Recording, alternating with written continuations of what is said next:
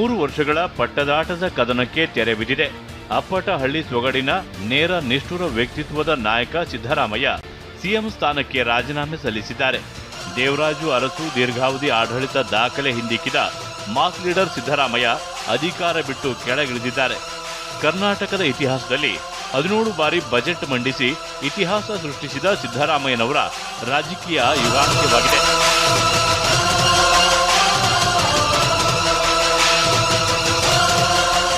ರಾಜ್ಯಪಾಲ ಗೆಹ್ಲೋಟ್ ಅನುಪಸ್ಥಿತಿಯಲ್ಲೇ ಲೋಕಭವನಕ್ಕೆ ತೆರಳಿದ್ದ ಸಿದ್ದರಾಮಯ್ಯ ರಾಜ್ಯಪಾಲರ ವಿಶೇಷ ಕಾರ್ಯದರ್ಶಿ ಪ್ರಭುಶಂಕರ್ ಅವರಿಗೆ ರಾಜೀನಾಮೆ ಪತ್ರ ಸಲ್ಲಿಸಿದರು. ರಾಜೀನಾಮೆ ಸಲ್ಲಿಕೆಯ ವೇಳೆ ಡಿಕೆ ಶಿವಕುಮಾರ್, ಸಚಿವರು, ಶಾಸಕರು ಉಪಸ್ಥಿತರಿದ್ದರು. ರಾಜೀನಾಮೆ ಸ್ವೀಕರಿಸಿದ ಪ್ರಭುಶಂಕರ್ ರಾಜ್ಯಪಾಲರು ಬಂದ ನಂತರ ಮತ್ತೊಮ್ಮೆ ಆಗಮಿಸುವಂತೆ ಸಲಹೆ ನೀಡಿದರು. ರಾಜೀನಾಮೆ ಸಲ್ಲಿಕೆ ಬಳಿಕ ಸುದ್ದಿಗೋಷ್ಠಿ ನಡೆಸಿದ ಸಿದ್ದರಾಮಯ್ಯ ದೆಹಲಿಗೆ ಪ್ರಯಾಣ ಬೆಳೆಸಿದ್ದಾರೆ. ನಾಳೆ ಬೆಳಗ್ಗೆ 9 ಗಂಟೆಗೆ ಸಿದ್ದರಾಮಯ್ಯ ಸೋನಿಯಾ ಗಾಂಧಿ, ರಾಹುಲ್ ಗಾಂಧಿ ಅವರನ್ನ ಭೇಟಿಯಾಗಲಿದ್ದಾರೆ. ಸೋನಿಯಾ ಭೇಟಿಯಾಗಿ ಕೃತಜ್ಞತೆ ಸಲ್ಲಿಸಲಿದ್ದಾರೆ. ಬಳಿಕ ಮಲ್ಲಿಕಾರ್ಜುನ್ ಖರ್ಗೆ ಅವರನ್ನ ಭೇಟಿಯಾಗಲಿದ್ದಾರೆ. ಸಿಎಂ ಸ್ಥಾನಕ್ಕೆ ರಾಜೀನಾಮೆ ನೀಡಲು ಸಿದ್ದರಾಮಯ್ಯ ಕಾವೇರಿ ನಿವಾಸದಿಂದ ತೆರಳಿದ ವೇಳೆ ವ್ಯಕ್ತಿಯೋರ್ವ ಸಿದ್ದರಾಮಯ್ಯನವರ ಕಾರ್ಗೆ ಅಡ್ಡಲಾಗಿ ಮಲಗಿದ್ರು. ರಾಜೀನಾಮೆ ನೀಡದಂತೆ ಆಗ್ರಹಿಸಿ ಸಿದ್ದರಾಮಯ್ಯ ಕಾರ್ಗೆ ಅಡ್ಡಲಾಗಿ ಮಲಗಿದ ವ್ಯಕ್ತಿಯನ್ನ ಪೊಲೀಸರು ರಕ್ಷಣೆ ಮಾಡಿದ್ರು.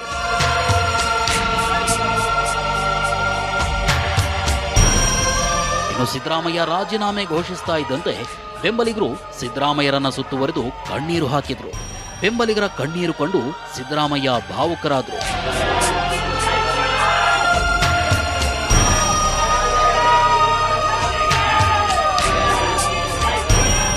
ಇತ್ತ ಸಿದ್ದರಾಮಯ್ಯನವರ ಹುಟ್ಟೂರು ಸಿದ್ದರಾಮನಹೊಂಡಿ ಗ್ರಾಮಸ್ಥರು TV9ನಲ್ಲಿ ಸಿದ್ದರಾಮಯ್ಯನವರ ರಾಜೀನಾಮೆ ಸುದ್ದಿ ವೀಕ್ಷಿಸಿ ಕಣ್ಣೀರು ಹಾಕಿದ್ರು.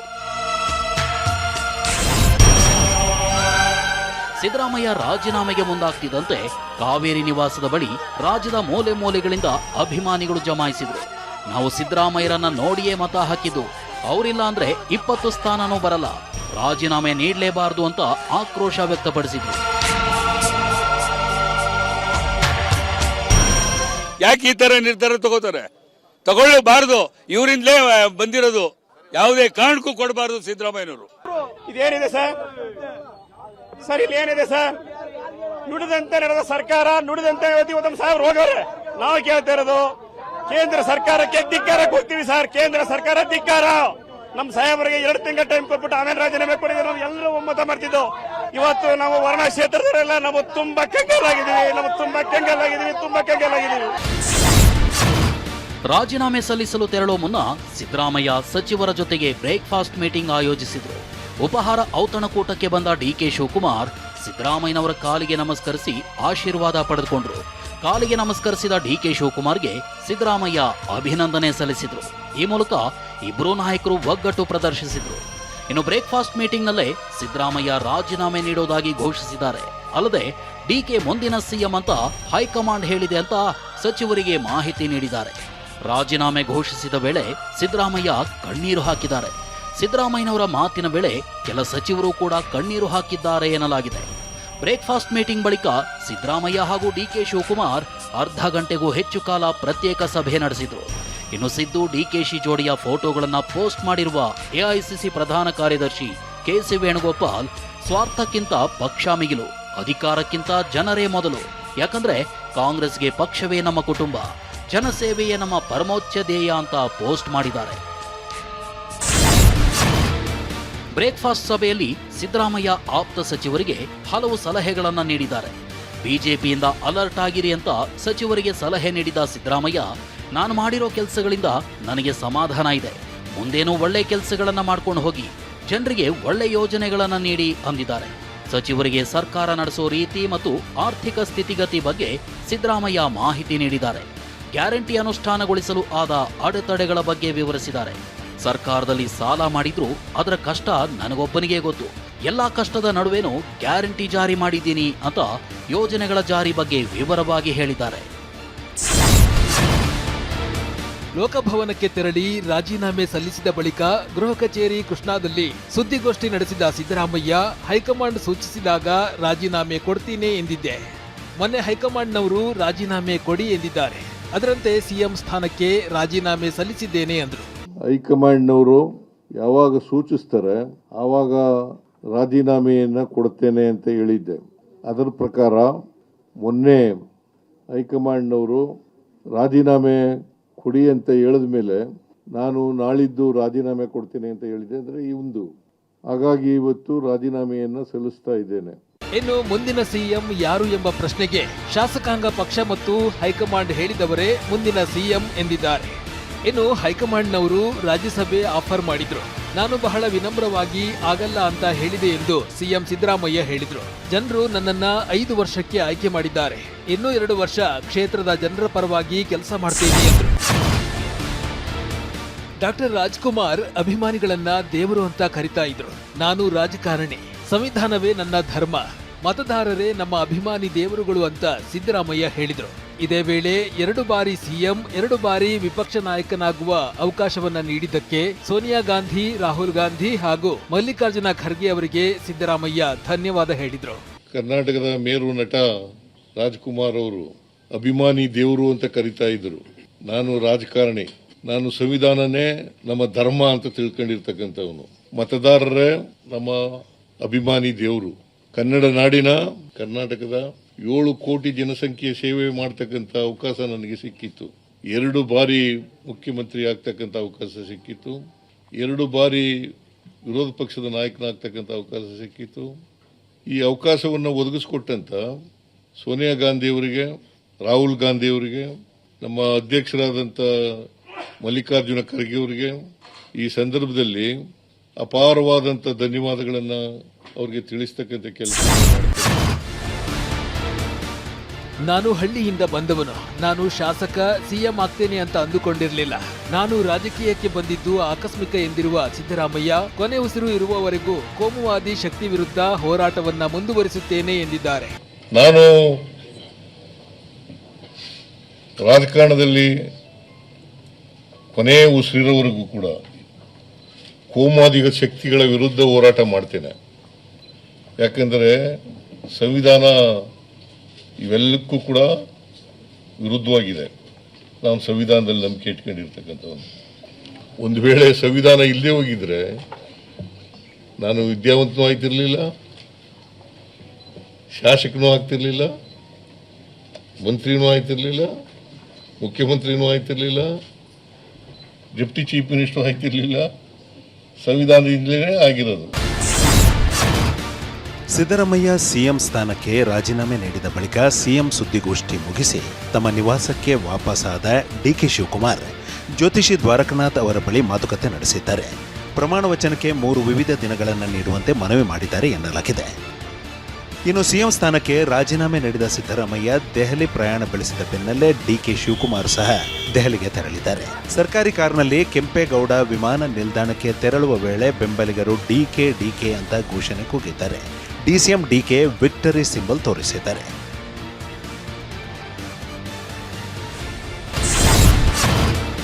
ಸಿಎಂ ರಾಜೀನಾಮೆ ಪ್ರಹಸನದ ಮಧ್ಯೆ ಡಿಕೆ ಬ್ರದರ್ಸ್ ಮೌನಕ್ಕೆ ಜಾರಿದ್ದಾರೆ. ದೆಹಲಿಗೆ ತೆರಳುವ ದಿನದಿಂದಲೂ ಮೌನ ತಾಳಿರುವ ಡಿಕೆ ಬ್ರದರ್ಸ್ ದೆಹಲಿಯಿಂದ ವಾಪಸ್ಸಾದ ಬಳಿಕವೂ ಕೈ ಸನ್ನೆ, ಕೈ ಮುಗಿಯೋದಷ್ಟೇ ಮಾಡ್ತಿದ್ದಾರೆ. ಸಿದ್ದರಾಮಯ್ಯ ರಾಜೀನಾಮೆ ನೀಡಿದ ಬಳಿಕವೂ ಡಿಕೆ ಶಿವಕುಮಾರ್ ಯಾವುದೇ ಹೇಳಿಕೆ ನೀಡಿಲ್ಲ.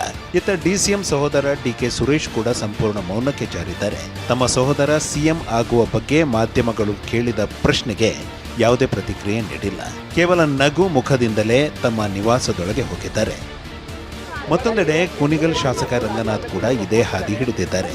ಏನೇ ಕೇಳಿದರೂ ನನಗೆ ಗೊತ್ತಿಲ್ಲ, ನಾನು ಮೌನಕ್ಕೆ ಶರಣಾಗಿದ್ದೇನೆ ಎಂದು ರಂಗನಾಥ್ ಹೇಳಿಕೆ ನೀಡಿದ್ದಾರೆ. ನಾನು ಮೌನಕ್ಕೆ ಶರಣಾಗಿದ್ದೇನೆ. ಡಿಕೆ ಬ್ರದರ್ಸ್ ಮೌನಕ್ಕೆ ನೊಣವಿನಕೆರೆ ಕಾಡಸಿದ್ದೇಶ್ವರ ಮಠ ನೀಡಿದ ಸಂದೇಶ ಕಾರಣ ಎನ್ನಲಾಗಿದೆ. ಮೌನಕ್ಕೆ ಕಾರಣ ಏನು?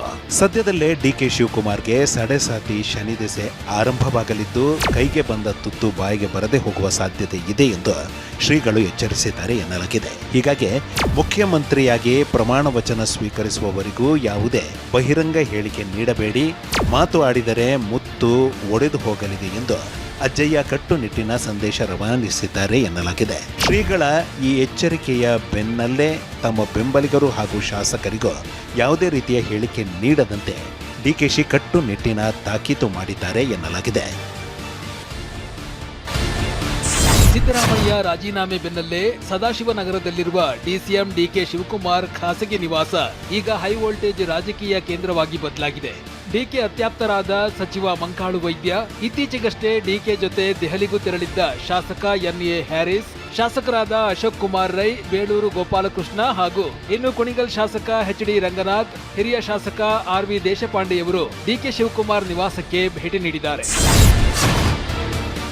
ರಾಜ್ಯದಲ್ಲಿ ಸಿಎಂ ಬದಲಾವಣೆ ಚರ್ಚೆ ಬೆನ್ನಲ್ಲೇ ಸದಾಶಿವನಗರದ ಡಿಸಿಎಂ ಡಿಕೆ ಶಿವಕುಮಾರ್ ನಿವಾಸದ ಎದುರು ಮುಖ್ಯಮಂತ್ರಿ ಡಿಕೆಶಿ ಎಂಬ ಫ್ಲೆಕ್ಸ್ಗಳು ರಾರಾಜಿಸಿವೆ. ಕಾಂಗ್ರೆಸ್ ಮುಖಂಡರಾದ ಕವಿತಾ ರೆಡ್ಡಿ ಈ ಫ್ಲೆಕ್ಸ್ ಅಳವಡಿಸಿದ್ದಾರೆ ಎನ್ನಲಾಗಿದೆ. ಫ್ಲೆಕ್ಸ್ ಹಾಕ್ತಿದ್ದಂತೆ ಎಚ್ಚೆತ್ತ ಡಿಕೆಶಿ ಭದ್ರತಾ ಸಿಬ್ಬಂದಿ ಈಗಲೇ ಬೇಡ, 2-3 ದಿನ ಬಿಟ್ಟು ಹಾಕಿ ಎಂದು ತಡೆದಿದ್ದಾರೆ. ಇನ್ನು ಡಿಕೆ ಮುಖ್ಯಮಂತ್ರಿ ಆಗಲೆಂದು ಮೈಸೂರಿನಲ್ಲಿ ವಿಶೇಷ ಪೂಜೆ ನೆರವೇರಿಸಲಾಗಿದೆ. ಜಿಲ್ಲಾಧ್ಯಕ್ಷ ತೇಜೇಶ್ ಲೋಕೇಶ್ ಗೌಡ ನೇತೃತ್ವದಲ್ಲಿ ಅಗ್ರಹಾರದ 101 ಗಣಪತಿ ದೇವಸ್ಥಾನದಲ್ಲಿ 101 ಈಡುಗಾಯಿ ಒಡೆದು ನೆಚ್ಚಿನ ನಾಯಕನಿಗಾಗಿ ಪ್ರಾರ್ಥನೆ ಸಲ್ಲಿಸಿದ್ದಾರೆ. ಈ ವೇಳೆ ಡಿಕೆ ಶಿವಕುಮಾರ್ ಭಾವಚಿತ್ರ ಹಿಡಿದು ಅಭಿಮಾನಿಗಳು ಘೋಷಣೆ ಕೂಗಿದ್ದಾರೆ.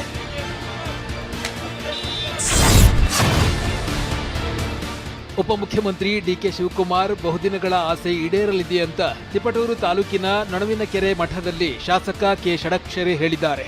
ಡಿಕೆಶಿ ಸ್ವಭಾವ ಮೃದುವಾಗಿದ್ದು ಮಾತು ಮಾತ್ರ ಒರಟು. ಅವರ ಮೇಲೆ ಅಜ್ಜಯ್ಯನ ಆಶೀರ್ವಾದ ಇದೆ ಎಂದಿರುವ ಷಡಕ್ಷರಿ ತಾನೂ ಸಚಿವನಾಗುವ ಇಂಗಿತವನ್ನ ವ್ಯಕ್ತಪಡಿಸಿದ್ದಾರೆ. ಇನ್ನು ಲಕ್ಷಾಂತರ ಕಾರ್ಯಕರ್ತರ ಆಸೆಯನ್ನ ಭಗವಂತ ಈಡೇರಿಸುತ್ತಿದ್ದಾನೆ.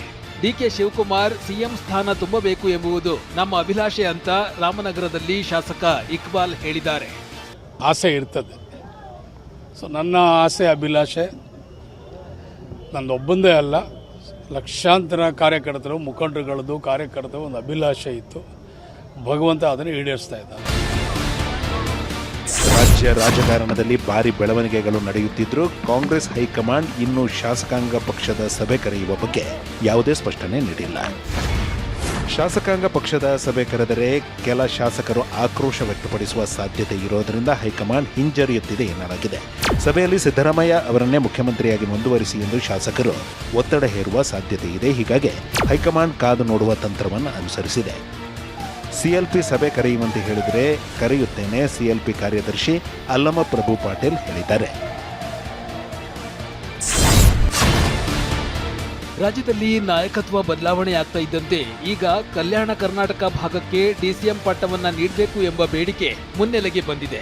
ಸಚಿವ ಪ್ರಿಯಾಂಕ್ ಖರ್ಗೆಗೆ ಡಿಸಿಎಂ ಪಟ್ಟವನ್ನ ಕೊಡಬೇಕು ಅಂತ ಶ್ರೀಶೈಲ ಜಗದ್ಗುರು ಸಾರಂಗಧರ ದೇಶಿ ಕೇಂದ್ರ ಪೀಠಾಧಿಪತಿ ಡಾಕ್ಟರ್ ಮಹಾಂತ ಶಿವಾಚಾರ್ಯ ಸ್ವಾಮೀಜಿ ಆಗ್ರಹಿಸಿದ್ದಾರೆ. ಯುವ ನಾಯಕರಾಗಿರ್ತಕ್ಕಂಥ ಪ್ರಿಯಾಂಕ್ ಖರ್ಗೆಯವರು ಕಲ್ಯಾಣ ಕರ್ನಾಟಕದ ನೂತನ ಉಪಮುಖ್ಯಮಂತ್ರಿ ಆಗಿ ಬರಬೇಕು ಅನ್ನುವುದೇ ನಮ್ಮ ಮಠಾಧೀಶರ ಒಕ್ಕೂಟದಿಂದ ನಾವು ಒತ್ತಾಯ ಮಾಡ್ತಾ ಇದ್ದೇವೆ. ಇನ್ನು ಪ್ರಿಯಾಂಕ್ ಖರ್ಗೆಗೆ ಡಿಸಿಎಂ ಸ್ಥಾನ ನೀಡುವಂತೆ ಕಲಬುರಗಿಯಲ್ಲಿ ಪ್ರಿಯಾಂಕ್ ಅಭಿಮಾನಿಗಳು ಮತ್ತು ಕಾಂಗ್ರೆಸ್ ಕಾರ್ಯಕರ್ತರು ಪೋಸ್ಟರ್ ಹಿಡಿದು ದೇವಸ್ಥಾನದಲ್ಲಿ ಈಡುಗಾಯಿ ಒಡೆದು ವಿಶೇಷ ಪೂಜೆಯನ್ನ ಸಲ್ಲಿಸಿದ್ದಾರೆ. ಸಿಎಂ ಸಿದ್ದರಾಮಯ್ಯ ರಾಜೀನಾಮೆ ಬೆನ್ನಲ್ಲೇ ರಾಜ್ಯ ರಾಜಕಾರಣದಲ್ಲಿ ಡಿಸಿಎಂ ರೇಸ್ ತೀವ್ರಗೊಂಡಿದ್ದು ಇದೀಗ ಯುಟಿ ಖಾದರ್ ಡಿಸಿಎಂ ಆಗುವ ಸಮಯ ಬಂದಿದೆ ಅನ್ನೋ ಪೋಸ್ಟ್ ವೈರಲ್ ಆಗಿದೆ. ಇದರ ಬಗ್ಗೆ ಪ್ರತಿಕ್ರಿಯಿಸಿರುವ ಖಾದರ್ ಯಾರಿಗೆ ಮಂತ್ರಿ ಸ್ಥಾನ ನೀಡಬೇಕೆಂದು ವರಿಷ್ಠರು ನಿರ್ಧರಿಸುತ್ತಾರೆ ಎಂದಿದ್ದಾರೆ. ಇಲ್ಲ, ನನ್ನೆಲ್ಲ ಅಭಿಮಾನಿಗೆ ಹೇಳೋದಿಷ್ಟೇ, ದಯವಿಟ್ಟು ಅಂತ ಯಾವುದೇ ಪೋಸ್ಟನ್ನು ಯಾರು ಕೂಡ ಆಗಬಾರ್ದು. ನಿಮ್ಮ ಪ್ರೀತಿ ವಿಶ್ವಾಸ ನಮಗೆ ಆಗ್ತದೆ. ಆದರೆ ಇವತ್ತು ಅದೆಲ್ಲವೂ ಕೂಡ ಪಕ್ಷಕ್ಕೆ ಮತ್ತು ಮುಖಂಡರಿಗೆ ಬಿಟ್ಟಂಥದ್ದು. ಮತ್ತೊಂದೆಡೆ ಸಚಿವ ಜಮೀರ್ ಅಹಮ್ಮದ್ ಪಕ್ಷದ ಯಾವುದೇ ಜವಾಬ್ದಾರಿ ಕೊಟ್ಟರೂ ನಿಭಾಯಿಸುತ್ತೇನೆ ಎನ್ನುವ ಮೂಲಕ ಪರೋಕ್ಷವಾಗಿ ಡಿಸಿಎಂ ಆಸೆ ಬಿಚ್ಚಿಟ್ಟಿದ್ದಾರೆ. ಅವರು ಡಿಸಿಎಂ ಆಗಿ ಅಂತ ಹೇಳಿದ್ರೆ ಒಪ್ಕೋತೀರ ತಾವು? ಈಗ ಪಕ್ಷ ಏನ್ ಜವಾಬ್ದಾರಿ ತಗೊಂಡ್ರೆ ನಿಭಾಯಿಸ್ತೀವಿಲ್ಲ ನಾವು ಅವತ್ತಿಂದನೂ. ಹೊಸ ಸಿಎಂ ಸ್ಥಾನ ಘೋಷಣೆಯ ಜೊತೆಗೆ ಕೆಪಿಸಿಸಿ ಅಧ್ಯಕ್ಷ ಸ್ಥಾನ ಘೋಷಣೆಯಾಗುವ ಸಾಧ್ಯತೆ ದಟ್ಟವಾಗಿದೆ. ಡಿಕೆ ಶಿವಕುಮಾರ್ ಮಾದರಿಯಲ್ಲೇ ಸಚಿವ ಸ್ಥಾನದ ಜೊತೆಗೆ ಕೆಪಿಸಿಸಿ ಅಧ್ಯಕ್ಷ ಸ್ಥಾನ ನೀಡುವಂತೆ ಸತೀಶ್ ಜಾರಕಿಹೊಳಿ ಬೇಡಿಕೆಯನ್ನ ಇಟ್ಟಿದ್ದಾರೆ ಎನ್ನಲಾಗಿದೆ. ಬುಧವಾರ ಸಿಎಂ ಸಿದ್ದರಾಮಯ್ಯ ಭೇಟಿಯಾಗಿದ್ದ ಸತೀಶ್ ಜಾರಕಿಹೊಳಿಗೆ ಸಿದ್ದರಾಮಯ್ಯ ಸಂಪೂರ್ಣ ಬೆಂಬಲವನ್ನ ಸೂಚಿಸಿದ್ದಾರೆ. ದೆಹಲಿಗೆ ತೆರಳಿರುವ ಸಿದ್ದರಾಮಯ್ಯ ರಾಹುಲ್ ಗಾಂಧಿ ಮತ್ತು ಹೈಕಮಾಂಡ್ ಜೊತೆಗೆ ಚರ್ಚೆ ನಡೆಸುವ ಸಾಧ್ಯತೆ ಇದೆ ಎನ್ನಲಾಗಿದೆ. ಸಿಎಂ ಸ್ಥಾನಕ್ಕೆ ಸಿದ್ದರಾಮಯ್ಯ ರಾಜೀನಾಮೆ ಬೆನ್ನಲ್ಲೇ ಈ ಬಾರಿ ಹೊಸ ಸಂಪುಟಕ್ಕೆ ವಯಸ್ಸಿನ ಮಾನದಂಡ ನಿಗದಿ ಮಾಡುವ ಸಾಧ್ಯತೆ ಇದೆ ಎನ್ನಲಾಗಿದೆ. ಈಗಾಗಲೇ 4ಕ್ಕೂ ಹೆಚ್ಚು ಬಾರಿ ಸಚಿವರಾದವರಿಗೆ ಖೋಕ್ ನೀಡುವ ಸಾಧ್ಯತೆ ಇದೆ. ಯುವಕರಿಗೆ ಮಣೆ ಹಾಕುವ ಸಾಧ್ಯತೆ ದಟ್ಟವಾಗಿದೆ. ಮುಂದಿನ ನಾಯಕತ್ವ ಬೆಳೆಸುವ ಹಿನ್ನೆಲೆಯಲ್ಲಿ 60 ವರ್ಷದೊಳಗಿನ ಹೆಚ್ಚು ಶಾಸಕರನ್ನು ಸಂಪುಟಕ್ಕೆ ಸೇರಿಸಲು ಚಿಂತನೆ ನಡೆಸಲಾಗಿದೆ. ಈ ಎಲ್ಲ ಬದಲಾವಣೆಗಳನ್ನು ಜಾತಿ ಸಮೀಕರಣದ ಆಧಾರದ ಮೇಲೆ ನಿರ್ಧಾರ ಮಾಡಲು ಕಾಂಗ್ರೆಸ್ ಮುಂದಾಗಿದೆ. ಸಿದ್ದರಾಮಯ್ಯ ಸಿಎಂ ಸ್ಥಾನಕ್ಕೆ ರಾಜೀನಾಮೆ ಕೊಟ್ಟಿದ್ದಕ್ಕೆ ಕುರುಬ ಸಮುದಾಯ ಕೆರಳಿಗೆಂಡವಾಗಿದೆ. ಕಲಬುರಗಿ, ರಾಯಚೂರು ಕುರುಬ ಸಮುದಾಯದವರು ಎಸ್ವಿಪಿ ವೃತ್ತದಿಂದ ಡಿಸಿ ಕಚೇರಿವರೆಗೆ ಬೃಹತ್ ರ್ಯಾಲಿ ನಡೆಸಿದರು.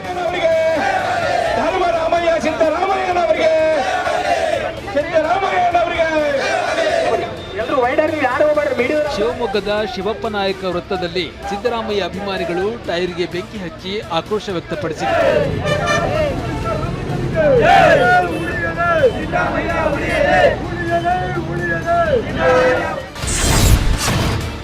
ರಾಜ್ಯದಲ್ಲಿ ಅಧಿಕಾರ ಹಂಚಿಕೆಯ ಬೆನ್ನಲ್ಲೇ ಚಾಮರಾಜನಗರ ಶಾಸಕ ಪುಟ್ಟರಂಗ ಶೆಟ್ಟಿಗೆ ಡಿಸಿಎಂ ಪಟ್ಟ ನೀಡುವಂತೆ ಒತ್ತಾಯದ ಕೂಗು ಕೇಳಿಬಂದಿದೆ. 4 ಬಾರಿ ಶಾಸಕರಾಗಿ ಆಯ್ಕೆಯಾಗಿರುವ ಪುಟ್ಟರಂಗ ಶೆಟ್ಟಿಗೆ ಹಿಂದುಳಿದ ವರ್ಗಗಳ ಕೋಟಾದಲ್ಲಿ ಉಪಮುಖ್ಯಮಂತ್ರಿ ಸ್ಥಾನ ನೀಡುವಂತೆ ಮೈಸೂರು ಜಿಲ್ಲಾ ಭಗೀರಥ ಉಪ್ಪಾರ ಸಂಘದ ಅಧ್ಯಕ್ಷ ಯೋಗೀಶ್ ಆಗ್ರಹಿಸಿದ್ದಾರೆ. ಕೊಪ್ಪಳದಲ್ಲಿ ಸಿದ್ದು ಆಪ್ತ ಶಾಸಕ ರಾಘವೇಂದ್ರ ಹಿಟ್ನಾಳ್, ಹಾಲಿ ಸಚಿವ ಶಿವರಾಜ್ ತಂಗಡಗಿ, ಸಿಎಂ ಆರ್ಥಿಕ ಸಲಹೆಗಾರ ಬಸವರಾಜ ರಾಯರೆಡ್ಡಿ ಸಚಿವ ಸ್ಥಾನ ಗಿಟ್ಟಿಸಿಕೊಳ್ಳಲು ಲಾಬಿ ನಡೆಸಿದ್ದಾರೆ ಎನ್ನಲಾಗಿದೆ. ರಾಹುಲ್ ಗಾಂಧಿ ಸಿದ್ದರಾಮಯ್ಯರನ್ನ ನಡೆಸಿಕೊಂಡ ರೀತಿ ಸರಿ ಇಲ್ಲ ಎಂದು ಕೇಂದ್ರ ಸಚಿವ ಪ್ರಹ್ಲಾದ್ ಜೋಶಿ ಹೇಳಿದ್ದಾರೆ. ಸಿದ್ದರಾಮಯ್ಯನವರನ್ನ ಬಿಟ್ಟು ಏನಾಗತ್ತೆ ಅಂತ ಅನ್ನೋದು ನಾನೀಗ ಹೇಳಲಿಕ್ಕೆ ನಾನು ಭವಿಷ್ಯಗಾರನಲ್ಲ. ಆದರೆ ಅವರನ್ನು ಮಾಧ್ಯಮದಲ್ಲಿ ಬರ್ತಾ ಇರುವಂಥ ವರದಿಗಳ ಪ್ರಕಾರ ಅವ್ರನ್ನ ನಡೆಸಿಕೊಂಡಿರುವಂಥ ರೀತಿ ಏನಿದೆ ಅದು ಸರಿಯಲ್ಲ. ಅದರ ಅರ್ಥ ಸಿದ್ದರಾಮಯ್ಯನವರು ಭಾಳ ಚೆನ್ನಾಗಿ ಸರ್ಕಾರ ನಡೆಸಿದ್ದಾರೆ, ಭಾರಿ ಪ್ರಾಮಾಣಿಕ ಸರ್ಕಾರ ನಡೆಸಿದಂಥ ಅವ್ರು ಭ್ರಷ್ಟಾಚಾರದಲ್ಲಿ ಮುಳುಗಿದ್ರು, ಹಗರಣದಲ್ಲಿ ಮುಳುಗಿದ್ರು, ತುಷ್ಟೀಕರಣದಲ್ಲಿ ಮುಳುಗಿದ್ರು. ಇದರ ಎಲ್ಲವೂ ಹೊರತುಪಡಿಸಿ ಅವರನ್ನೇನು ರಾಹುಲ್ ಗಾಂಧಿ ನಡೆಸಿಕೊಂಡಿರುವಂಥ ರೀತಿಯ ಬಗ್ಗೆ ಏನೋ ಪತ್ರಿಕೆಗಳಲ್ಲಿ ಮಾಧ್ಯಮದಲ್ಲಿ ಬರ್ತಾ ಇದೆ. ಇದು ಡೆಫಿನೆಟ್ಲಿ ಇದು ಒಂದು ಕರ್ನಾಟಕ ರಾಜ್ಯದಲ್ಲಿ ಕಾಂಗ್ರೆಸ್ ಪಾರ್ಟಿ ಪಾಪ್ಯುಲರ್ ಲೀಡರ್ನ ಹೆಂಗೆ ನಡೆಸಿಕೊಳ್ತದೆ ಅಂತ ಅನ್ನೋದು ಇದೊಂದು ಉದಾಹರಣೆ. ಸಿದ್ದರಾಮಯ್ಯ ಅವರ ವಿಚಾರದಲ್ಲಿ ಹೈಕಮಾಂಡ್ ನಡೆ ಸರಿಯಿಲ್ಲ ಎಂದು ಬಳ್ಳಾರಿ ಕುರುಬ ಸಂಘದ ಜಿಲ್ಲಾಧ್ಯಕ್ಷ ಗಾದಿ ಲಿಂಗನಗೌಡ ಆಕ್ರೋಶ ಹೊರಹಾಕಿದ್ದಾರೆ. ರಾಜೀನಾಮೆ ಹಿಂಪಡೆಯಬೇಕು, 5 ವರ್ಷ ಆಡಳಿತ ನಡೆಸಲು ಅವಕಾಶ ಮಾಡಿಕೊಡಬೇಕೆಂದು ಕುರುಬ ಸಂಘ ಒತ್ತಾಯಿಸಿದೆ. ಮುಖ್ಯಮಂತ್ರಿ ಸ್ಥಾನಕ್ಕೆ ಸಿದ್ದರಾಮಯ್ಯ ರಾಜೀನಾಮೆ ನೀಡಿದ ಬಗ್ಗೆ ಪ್ರತಿಕ್ರಿಯೆ ನೀಡಿದ ಬಿಜೆಪಿ ಶಾಸಕ ಬಸನಗೌಡ ಪಾಟೀಲ್ ಯತ್ನಾಳ್, ಬಕ್ರೀದ್ ಹಬ್ಬದ ದಿನವೇ ಸಿದ್ದರಾಮಯ್ಯ ಬಲಿ ಪಡೆಯಲಾಗಿದೆ ಎಂದಿದ್ದಾರೆ. 2028ರ ಚುನಾವಣೆಯಲ್ಲಿ ಅಹಿಂದ ಕಾಂಗ್ರೆಸ್ ಅನ್ನ ಬಲಿ ಪಡೆಯಲಿದೆ ಅಂತ ಎಚ್ಚರಿಸಿದ್ದಾರೆ. ಸಿದ್ದರಾಮಯ್ಯನವರ ಇವತ್ತೇನು ಬಕ್ರೀದ್ ದಿವಸನೇ ಅವರ ಬಲಿ ತಗೊಂಡಿದ್ದು, ಮುಂದಿನ 28 ಚುನಾವಣೆಯಲ್ಲಿ ಕಾಂಗ್ರೆಸ್ಸು ಎಲ್ಲ ಹಿಂದುಳಿದ ದಲಿತ ಏನು ವರ್ಗಗಳದಾವ ಅವ್ರು ಕೂಡಿ ಕಾಂಗ್ರೆಸ್ಸನ್ನು ಬಲಿ ತಗೋತಾರೆ. ನೀಟ್ ಯುಜಿ ಪ್ರಶ್ನೆ ಪತ್ರಿಕೆ ಸೋರಿಕೆ ದುರದೃಷ್ಟಕರ. ಭವಿಷ್ಯದಲ್ಲಿ ಇಂತಹ ಘಟನೆ ಮರುಕಳಿಸದಂತೆ ಎಚ್ಚರಿಕೆ ವಹಿಸುತ್ತೇವೆ. ಜೂನ್ 21ರಂದು ನಡೆಯಲಿರುವ ಮರುಪರೀಕ್ಷೆಗೆ ಸಿದ್ಧತೆ ನಡೆಯುತ್ತಿವೆ ಅಂತ ಕೇಂದ್ರ ಶಿಕ್ಷಣ ಸಚಿವ ಧರ್ಮೇಂದ್ರ ಪ್ರಧಾನ್ ಹೇಳಿಕೆ ನೀಡಿದ್ದಾರೆ. ನೀಟ್ ಪ್ರಶ್ನೆ ಪತ್ರಿಕೆ ಸೋರಿಕೆ ಬಳಿಕ ಪರೀಕ್ಷೆಯನ್ನ ರದ್ದು ಮಾಡಲಾಗಿತ್ತು.